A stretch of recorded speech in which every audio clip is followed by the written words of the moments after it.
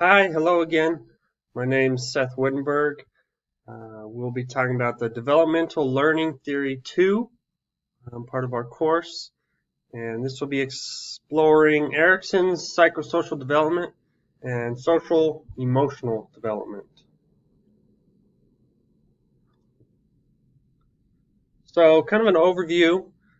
These two ideas really dive deep into the emotional development, well-being, of not only young students, but as we'll see in Erikson's stages, his idea was kind of new because he thought this development lasted our entire lifetime. So he displays these milestones and just really how emotional and social development directly affect a student's ability to learn. So, starting with Erikson's psychosocial development, right? He talked about how culture and society it's not only children, but he believed it was through our lifetime up until we are senior citizens. So his development process and ideas are based around crises or learning events that will occur during these 8 stages of life. And whether or not this event was met, and I'll explain in the next slides whether this was met or not, um, we or the student child would gain positive or negative attributes. And it could directly affect if they continue on these stages or not. So his first one, stage one, begins around age one, is the idea of trust versus mistrust. So young children almost solely rely on their parents or guardians for growth, nourishment, development. And so if they can time and time again continue to put this trust in them, they gain this sense of hope, this virtue of hope, right? And counteractively, if they don't receive this care and they find this mistrust, they can develop fear and suspicion of adults and those who are caring for them. Stage two, beginning around age two, it's the idea of independence versus doubt. They're gaining independence, right? Their motor functions are developing. They're able to move around, crawl or walk, exploring the world. And as parents or guardians, it's very easy for us to want to do everything for them still. For example, tying their shoes and putting shoes on, right? It's easy for us to do it for them, but Erikson argues that we should encourage them and not do everything for them, right? And so through this, they gain this virtue of empowerment, right? Independence and empowerment. If they don't receive this encouragement, they can take on self-doubt, doubt in themselves, feeling like everything has to be done for them. Stage three is around 3 to 5, initiative versus guilt, right? They are furthering their independence and now they are going out into the world and interacting with other kids, other students, other adults, right? Questions I put are paramount. They ask questions about the world. They want to know, explore, right? If this is encouraged and developed, um, they can find their place in the world. They're finding where they fit. If these questions are suppressed, right, guilt and inadequacy can form as they feel like they can't bring up these questions and explore these ideas.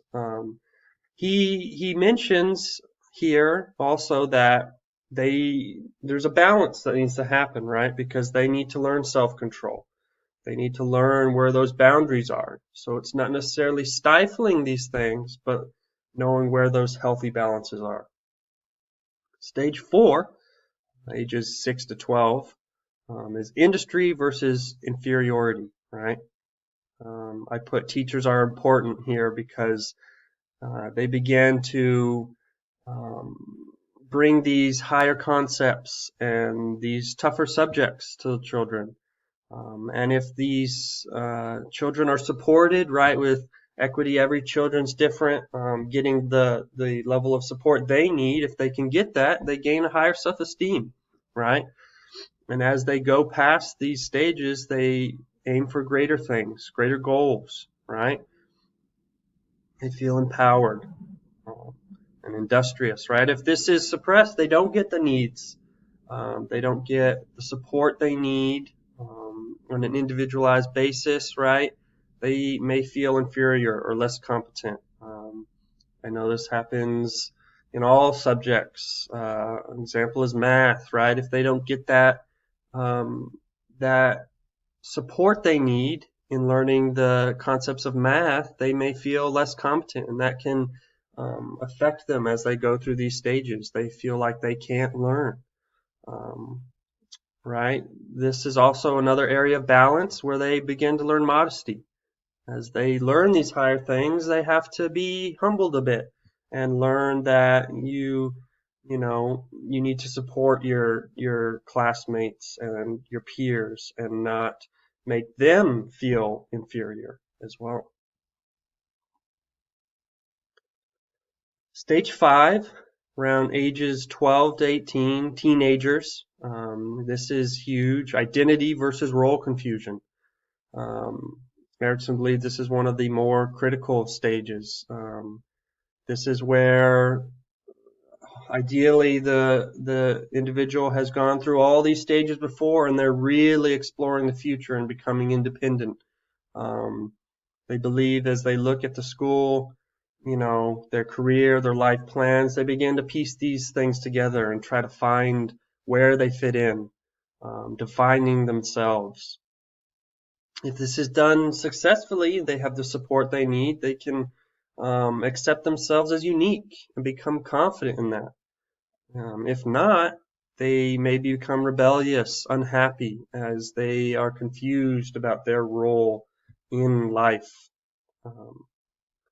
This goes on through stage 6, 18 to 40, intimacy versus isolation, right? As they're finding their place, they're looking for these more permanent and long-term relationships, whether they're romantic or friendships, if they're able to find this and find successful social interactions here, they can lead to stable relationships with comfort, safety, and love.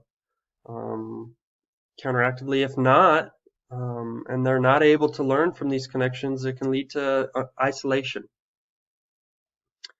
Stage 7, ages 40 to 65.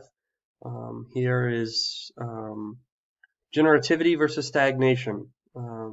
They are looking to remain part of this larger picture, right? A lot of this can come up in midlife crises, right? Are they giving back to society and community? If they're able to do that and they can look back and see this, that they are contributing and developing care for others, they gain that sense of satisfaction, right? If not, they feel like they're stagnant. That midlife crisis, they need to change something. How can they be more productive? And what can they do to change that? The last stage, stage 8, is ages 65 and above. Integrity versus despair. Here, productivity is slowed. They may be in retirement. And as they begin to look back on life, they may feel satisfied with how they gave back, knowing they accomplished much. They helped society, family, friends, community, those around them, or they may feel guilty and dissatisfied about how they contributed or didn't contribute. Wisdom is the big thing here, looking back on all those memories and interactions of everything. So this is Erickson's Psychosocial Development, the 8 stages, and Again, he believes that it's through our entire life, or he did believe that it's through our entire life, and missing some of those steps could affect on how you go into the later stages. Next, we're going to look at social emotional development. This is a concept of a child and student's social and emotional well-being and development. It can be described as including experience, expression, and management of emotions, as well as ability to create positive relationships with others. So there's a lot of things to look at in here, and again, more research is showing, as you kind of take those stages and look back at Erikson's theories, is that if they get these emotional milestones met, it greatly affects their ability to be successful in education and their academics. So kind of taking a look at the beginning, or responsive caregiving. This kind of starts early in the infant, and the parent or guardian supports them, right? Helping them regulate their emotions and develop a sense of predictability and safety. Teachers can contribute to this as well by creating this positive and safe environment that is caregiving, and you see how the student responds to that. Social understanding. They begin to develop an understanding and responses, how their communications work, their emotional expression with other people. This can include what to expect from others, how to interact socially, and how to adapt to different social settings. Empathy is another social emotional development. If empathy is a feeling what another person is feeling, with the aim to comfort that person. Studies have shown that students who show empathy and are taught empathy, this fosters a greater and more successful learning environment and community. We're able to better contribute to that community. Self-efficacy. This is the idea that students begin to realize they have purpose and meaning in their community. Kind of go into those stages of Erikson's ideas. They begin to realize this, put these pieces together, and they realize they have abilities, they're unique, and they have talents and ways they can contribute. And if they can find this, they find this sense of competency, which is one of the basic human needs. So this allows them to continue to be successful in these ways.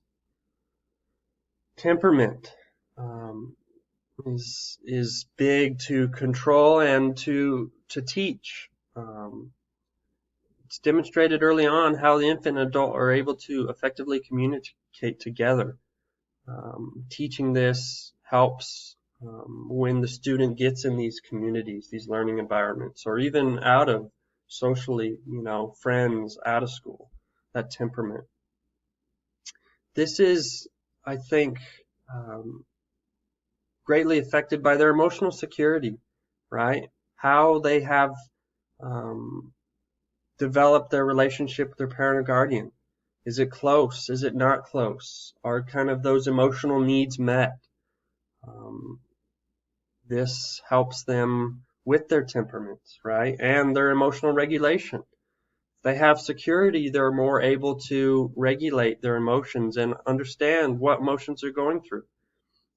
Poor emotional regulation can impair children's thinking, which can affect their judgment and their decision making. This is kind of shown through impulse control, right? Can they control their impulses and adapt to these different social situations?